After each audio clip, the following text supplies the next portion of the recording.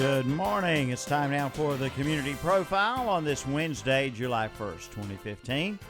Milton Baker along with you, and in the studio also is Sandy Alexander, co-host and executive producer of today's show. Sandy, Yes, Milton. you look serious over there. Why are you so serious? I'm very serious. I'm ready to talk about Treasure Island. Okay. Good morning. It's a pleasure for everybody to be tuned in. I hope you are. And today's guest is from the Greater Shelby Community Theater. I've been looking forward to this because I read this book too long ago. I need to revamp it myself. But anyway, they are going to put on a play, Treasure Island. Mm-hmm. And it's coming up on July 17th. So it's my pleasure to introduce Sarah Fox, who is in the play, playing Jim Hawkins. And we'll discuss that in a minute. And Jim Chandler, who is the director. And I have to say, Jim, an actor in his own right. Anybody that has acted with Mary Tyler Moore in my book is a bona fide actor. Mm-hmm. So he's been doing this for years, and I'm sure he's a phenomenal director with all this experience. So welcome to our show, and let's talk about Treasure Island and the play. Yeah, tell us. I know Treasure, a classic novel. That tell us about the origins of Treasure Island before it became a play, if you could, Jim. Okay, fine. I'll do it hopefully very briefly. I can be a little windy sometimes.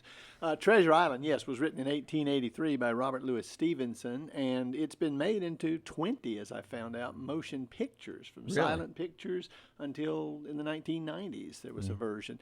And people like Orson Welles, of course, Robert Newton from the Walt Disney version in 1950. I grew up in that generation, so I saw the Disney version.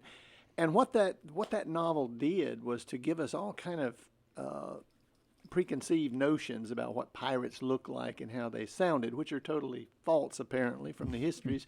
But nevertheless, that's the way we look at pirates today from the Disney movie.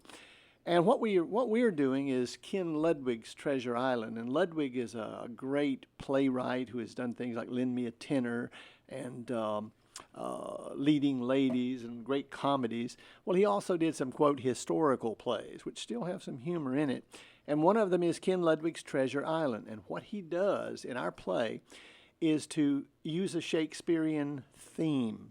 In other words, Shakespeare would, for example, in Elizabethan times, use young men who would play young women. There were no women on the stage of the Elizabethan theaters. What Ludwig does and what he prefers is that a young woman with good acting chops play the role of Jim Hawkins, who is the central character, our young man who's searching for adventure. And that's what I looked at various people. It's a 14-year-old boy in the play, but as Ludwig said, if you can find a teenage girl or even a young woman in her 20s who is a good actress, then that's the person that he wanted to play Jim Hawkins, and that's what we've done. Bing, there she is. Sarah Fox, yes. Sarah. Hey there, Sarah. So good to see you. Yeah. And when I asked her how old she was, and I hope you don't mind me saying this, and she said 20, I about fell out of my chair. Oh, yeah. Yeah, how about that? Yeah. But you look very sweet to be 20 years old. Well, thank you. And I know you're looking forward to playing Jim Hawkins. Mm-hmm. Now, what is Jim's primary role in the play and in the book and in the movies? What was Jim Hawkins all about? Well, he's kind of the central character, like Jim said. He's the one who runs this inn with his mother, and then this pirate comes in, Billy Bones, and they introduces the pirates into Jim's life, and he figures out about the treasure map. And then from there, him and his friends, Dr. Livesey and Trelawney, go on this adventure, and that's where they meet Long John Silver and all the other pirates. So it's sort of about him meeting all the pirates and going on this adventure, because he's the one who introduces the map to everybody else. So it's kind of Just have fun. Yeah. Yeah, being a young woman who's playing a 14-year-old boy, what do you have long hair? Do you have long hair in the play, or do you put your hair up? Do you do a lot of makeup and things like that? Well, it's the 1700s, so long hair isn't that crazy, So I think we're just going to tie it back a little bit. Yeah, the guys and the gals back then, I I suppose had the long hair. Yeah, and how about the voice? Do you change your voice in any way? I do. My voice is a little bit lower, and we're all using accents because we're in England. So, but my voice is a little bit lower, and there's been a lot of screaming and different things, and then I've been working on my lines, kind of whispering. So I'm starting to lose my voice. Not losing it, but I can feel it in my throat. Don't want to lose your understudy. That's something that's always, the guy who played on House, he's from England. The guy who played, this other, you know what I was talking about. Anyway, he's British also. Oh, yeah. And you'd never know it Well, on TV. Yeah, I mean, they can do an American accent like we Oh, yeah. could do a The British Mentalist, or that's what I was trying to yeah, think of. Oh, Yeah. he's Australian, I think. Yeah. Oh, yeah. Yes, Simon Baker. Simon Baker. Yeah. So is it too much to ask you to give us an example of how you sound in Say the a play? line like Just you would. some, Well, I can't really think of any lines exactly, so I'm just going to talk, and it's sort of a bit lower than my voice. I'm not sure if that's exactly my accent, but so that's some words that I just said with my voice. you get into character. It takes a moment to get into character, doesn't it? Yes, Jim is a what we call a good high British accent, whereas most of the pirates are speaking pirate speak. That again, Robert Newton from the movie started out, and then it came all the way down to Pirates of the Caribbean, where you hear Jeffrey Rush as Barbossa, and he's doing the same thing. He's channeling the Robert Newton voice. Well, I'll tell you, we'll get back to the play in a second, but do you know that the hardest language that they say is to learn? The English language. Yeah. Because we have so many words that mean different and spell different, but they sound the same. And so they say we just crucified the English language, so to speak. But the British speak proper English. So you're speaking properly, Sarah. Yeah. So yeah. So in Treasure Island, some of the other characters that you interact with are they the pirates? The pirates all male actors and so forth. Actually, no. If you don't mind me saying this, Sarah, her main interaction, because the story at the center of this whole story is the relationship between Sarah as Jim Hawkins and Joseph Hurt, who's playing Long John Silver. They are the heart and soul of Treasure Island. So I had to have the two best actor and actress that I could find, and I think we've done that. But the pirates are it's Long John that she deals with primarily. The others are just basically hate her because she's hiding the treasure map, and that's what they want. They want their treasure. And so, but it gets to the point, she is such a hero in this story that pirates are calling her a devil.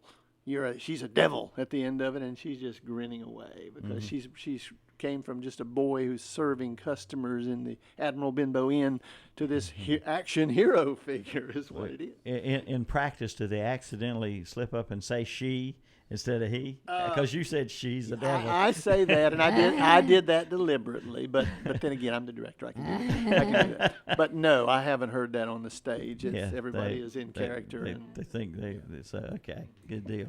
So I'm sure this is one play that people need to come out and see. And it's not July yet. Soon will be. Yeah, it is July. It's July now. Sure. We've got 16 days. When does the play begin? We open on July the 17th, on Friday at 7:30. Oh, okay. So still a bit of how much practicing do you do? Is it an everyday thing? I know if you're not at the theater practicing, you're probably practicing your lines at home. Our schedule through June has been basically 3 nights a week, typically, that we'll rehearse. This week we're doing 4 nights, and I'm sure that's going to tighten up too as we get in these last 2 weeks. We're going to have to do more rehearsal. We're just now getting to the point where, as of tomorrow night, we start running the entire play to see it get time and get it trimmed down. How about scenery, props, and that? What all will people find when they come there? Without giving anything away, maybe. There is a lot. Yeah, it took a lot of work, right? Yeah, there's been a whole lot of props that he's already been bringing in from the beginning. So we've been getting used to more and more, and then there's just been more added. So we worked on sets Saturday, and we have a lot of set pieces, but it's going to look good. Yeah, what the audience, well, what you're going to see is the very first scene in the play is a pirate ship at sea. So there's the mast, the wheels, the deck house, the ropes, Gotta all have the all that. pirates. So you're going to see quite a bit in the very first scene. The second scene is the Admiral Benbow Inn. So you're going to see an inn atmosphere with tables, chairs, a bar, rum, people having their evening meals and what have you in the inn. So then later in the play, in Act 2, it opens on a jungle, which is Skeleton Island, or Treasure Island as it is. So you're going to find Ben Gunn, who's a hermit, a marooned hermit, who's there in the middle of this island and has gone mad after spending 4 years by himself. So it's varying scenery, the decks of the ship, the jungle, the inn, some things that are played out in front of the stage. There's the brig on the ship. So it's a variety of things. Sounds wonderful. And Go ahead, Sandy. where's the play going to be? It's the Greater Shelby Community Theater, but we use CCC, so Cleveland Community College, yeah. in the Keeter Auditorium. Right. That's a nice venue there to have it in. Help me here, Sandy. I forgot what I was going to say. I know you're in so much pain. I know. Yeah.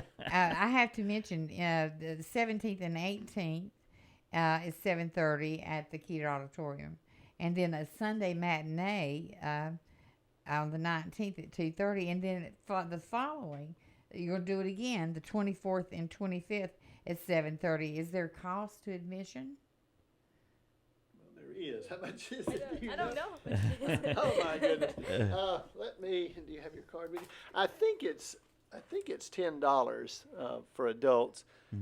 I mean, we'll check this here for you. Well, speaking of adults and I'm children. sorry. Here we go. We've got adults $12, seniors and students $10, with $2 off advance ticket purchases. Okay. Well, would small children would they get a lot out of the play? Would they? Of course, this was originally an adventure story, and most said for kids. Most people said. I would say that very small children might get scared by some of there is pirate mayhem, violence. I think 15 people die in the course of this play, but it's still a great adventure. So I think as long as they're not very, very young children, they'll enjoy it. I mean, look at what they're watching these days. Oh, that's pirate true. movies. It's a lot different. How about? It sounds like you talked about the opening scene, the pirate ship, then the inn, and it sounds like there's a lot of extras. Maybe people who don't have speaking parts, but do you have a pretty big ensemble of people? Yes, actually, we started out with a cast of 24. And this is a large cast, but it's a flexible show.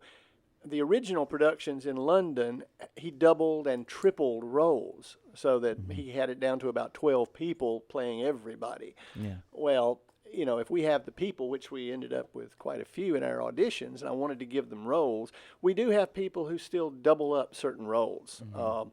Ben Gunn, for example, this character, which is Dan Trehorn, Dan also plays Captain Flint, an evil pirate in the first scene, and then in Act 2, he's Ben Gunn with different makeup, different characteristics. But we have 24, and I have lost people during the run of this show. I just lost one this morning, and luckily we're kind of flexible. We've got enough pirates that we can then we'll double up. Yeah. You take what he was doing. So that's worked out pretty well. I've had great difficulty in filling one of my roles, Billy Bones, because he's such an important pirate. I've kidded as like Harry Potter and Hogwarts, where you kept having these defense against the dark arts teachers, but they never stayed. I've had trouble, but now I've got an actor from Gastonia who came in last night, and we blocked him. So right now I'm saying we've got everyone we need. Good. Sarah, have you done a lot of this type thing, the plays, before? Have you been in it a while?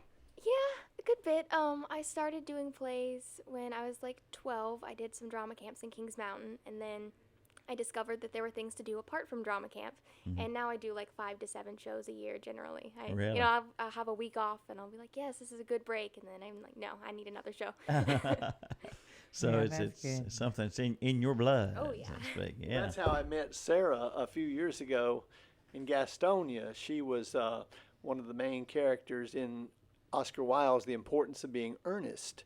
and I was playing a more minor role in that play, but I got to see her for the first time and hear that beautiful accent that she had. So I kept her in mind for this show. Do you do musicals too? Do you yeah. Can you sing? Actually, I haven't done a musical since last year. I did Footloose in Lincolnton, and for the Cherry Blossom Festival recently in town, I sang in that showcase and helped choreograph some numbers, but I've done a lot of straight plays recently.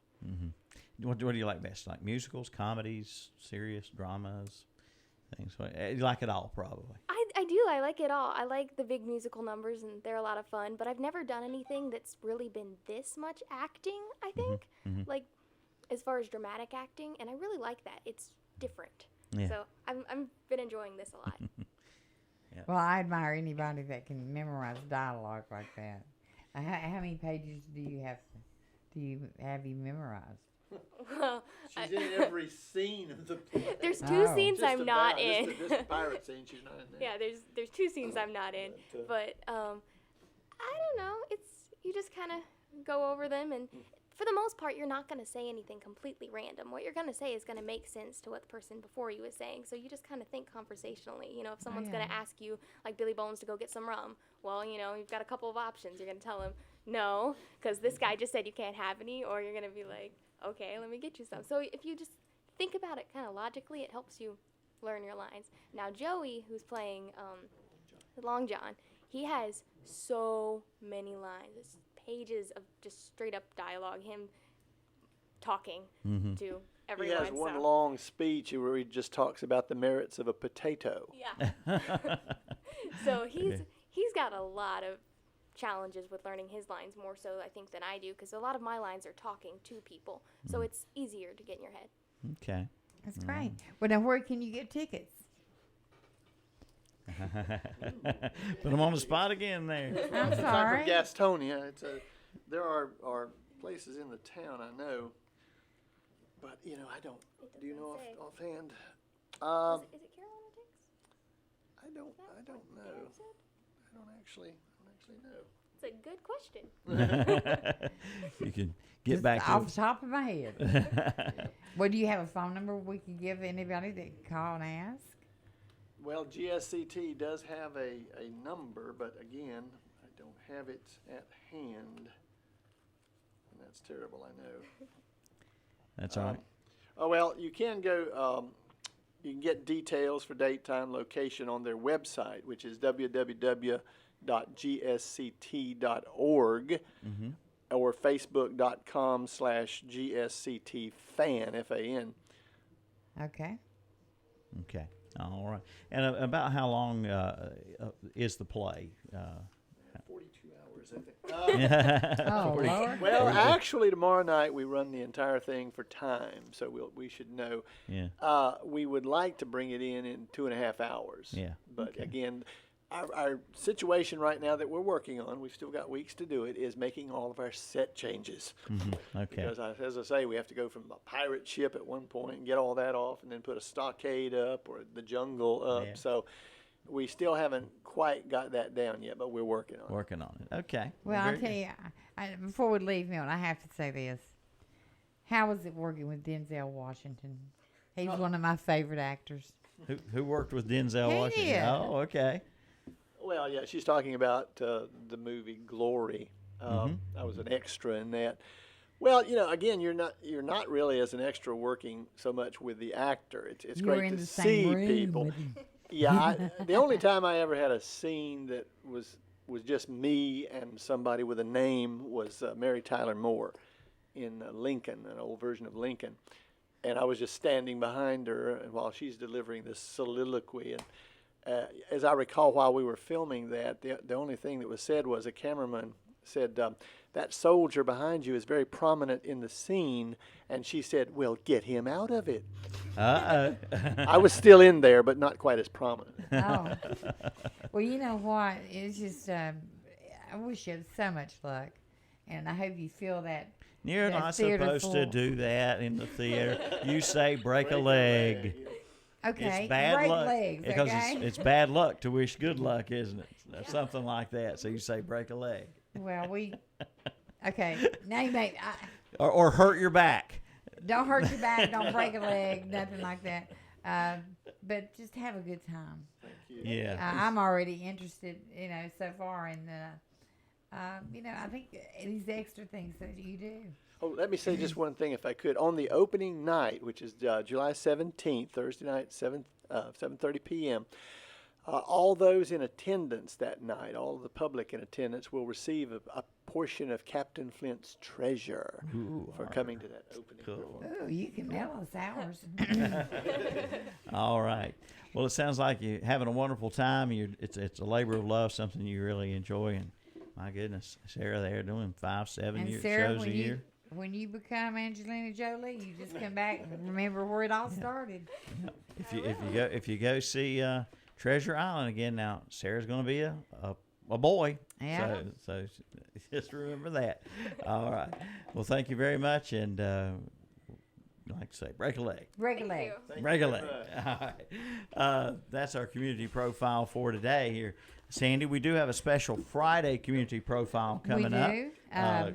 Go ahead and tell the folks. Attorney Greg McIntyre is once again coming back on Friday.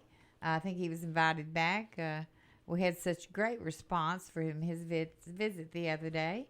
And then after that, Milton and I will be on vacation. That's right.